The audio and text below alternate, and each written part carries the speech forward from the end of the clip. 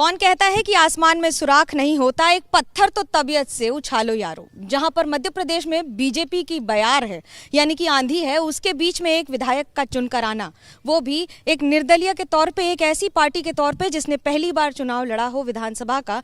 लेकिन खासियत ये कि खुद कमलेश्वर जी आ गए हैं बाइक पर। पहले तो बधाई हो जीत की, लेकिन बाइक की क्या जरूरत पड़ गई, पैसा कम पड़ रहा? थैंक यू, शुक्रिया मैडम। मैं मजदूर परिवार से हूँ। मेरे घर वाले आज भी मजदूरी करते हैं। अब मैं विधायक बना, अब मजदूरी बंद हो गई। मैं खुद मजदूर रहा हूँ, मजदूरी की है, तो हालत ख़राब है। मेरे पास में है नहीं 4 व्हीलर, इसलिए मैं 2 व्हीलर से आया हूँ। ये मेरी भी नहीं है, मेरे साले साहब की गाड़ी है।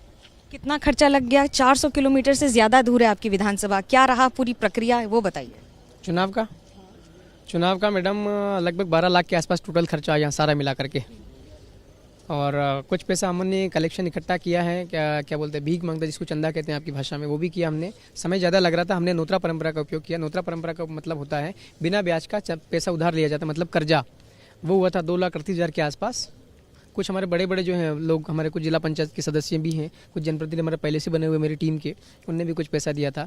लगभग 7 लाख रुपये हमने चुका दिए हैं, 5 लाख रुपये बाकी है। ये भारत आदिवासी पार्टी क्यों चुनाव में इसकी जीत हुई, इसका क्या कारण है? क्योंकि ये कोड लग रहा था कि पूरी तरह से बीजेपी की आंधी और उसके बीच में आपका रतलाम से जीत के आना कितनी बड़ी बात।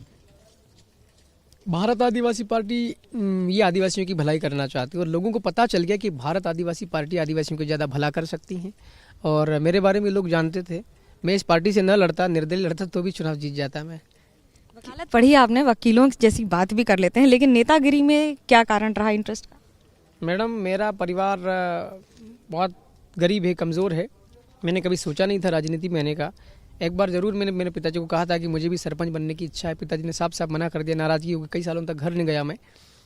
सन 2008 के आखिरी में मुझे एक चीज़ देखने को मिली थी समाचार पत्र में। अमेरिका में चुनाव हो रहे थे राष्ट्रपति के, और बराक ओबामा उसमें कौन सी पार्टी, डेमोक्रेटिक पार्टी ऐसी कुछ थी, उससे वो लड़े थे।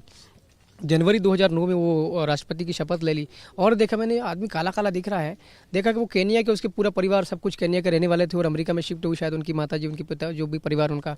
और एक सफ़ेद देशों के लोग, सफ़ेद का लोगों के देश में काले कलर का आदमी राष्ट्रपति बन जाता। मुझे लगा मैं भी आदिवासी हूँ, बहुत गरीब हूँ, मैं भी छोटे मोटे पद पर राष्ट्रपति, क्या बताइए, विधायक या फिर छोटी मोटी कुर्सी पर मैं भी जा सकता हूँ। वहाँ जाकर के लोगों की भलाई कैसे होती वो भी कर सकता हूँ। तब से मेरे दिमाग में तय था। लेकिन ये तो बात करीब 15 साल होने को आ रहे हैं। इस समय खुद प्रधानमंत्री नरेंद्र मोदी कहते हैं कि गरीब, दलित और वंचित, शोषित सबके साथ हमारी सरकार है। उस बयार में कैसे जगह बनाएंगे? नहीं तो हमने बना ली ना। मेरी विधानसभा के अंदर ना मोदी जी का जादू चला, ना बीजेपी का जादू चला, ना लाडली बहने का जादू चला, ना शिवराज जी का जादू चला, ना मेरे सामने जो कैंडिडेट थी उनका भी जादू ना चला। मेरी विधानसभा में तो कर लिया है। अगर आप लोग ये पूछो तो फिर मैं 5 साल बाद में बताऊंगा कि हम लोग क्या कर सकते हैं। 2028 में आई रही विधानसभा के चुनाव। जब आप चुनाव लड़ रहे थे तो कोई ऐसी बात जिसने आपकी आंखों में आंसू ला दिए हों कि ये भी होता है?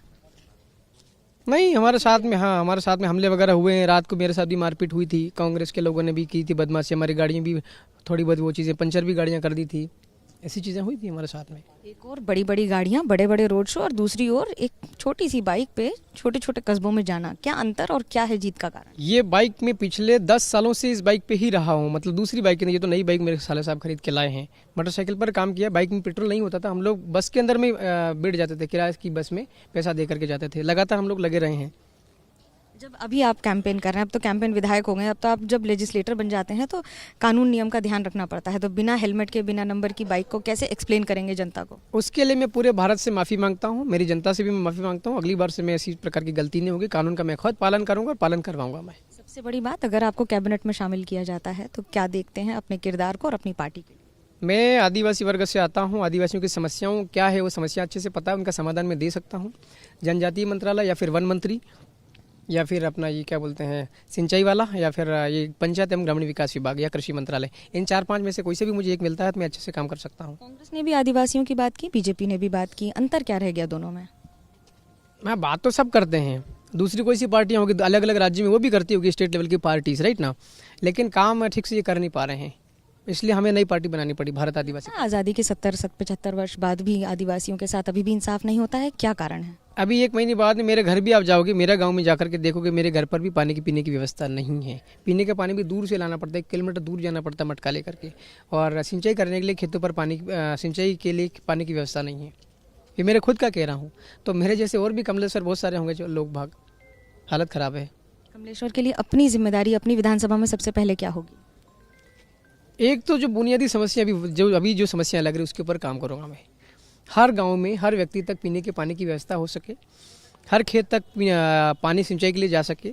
इलेक्ट्रिसिटी बार बार काटी जाती है, इसके ऊपर मैं काम करूँगा। इसके अलावा मेरा जो संगठन है जय संगठन समर्थित भारत आदिवासी पार्टी, इसमें नौजवान हैं, BA पास है, कोई MA पास है, MCOM BCOM MSc BSc BEd वगैरह कर रखी लोगों ने। तो इनकी सरकारी नौकरी निकलवाने के लिए मैं सरकार से बात करूँगा, जो भी मुख्यमंत्री जी बनेंगे उनसे बात करूँगा, सरकारी जॉब से निकलवाऊँगा। और इसके अलावा शिक्षा, जो हमारे गाँव जो होते हैं आदिवासी इलाकों में, वहाँ पर पढ़ाई की बहुत बुरी स्थिति है। स्कूल ठीक से संचालित नहीं हो पा रहे हैं, शिक्षक नहीं हैं, सही से पढ़ा नहीं पा रहे हैं। मैं वहाँ स्कूल की चीज़ें ठीक करूँगा, मैं अस्पताल की व्यवस्था को मैं दुरुस्त करूँगा। इसके अलावा रोजगार का मैंने आपको बता ही दिया है। मध्य प्रदेश विधानसभा में गांधी जी की मूर्ति लगी हुई है। एक ही कदम बढ़ाकर इतिहास रच दिया था, लेकिन क्या ये भी वही एक कदम होगा जो इतिहास रचेगा? फिलहाल समय बताएगा। कैमरा पर्सन सूरज पांडे के साथ मनोज्ञा लोईवाल, भोपाल, ABP न्यूज़।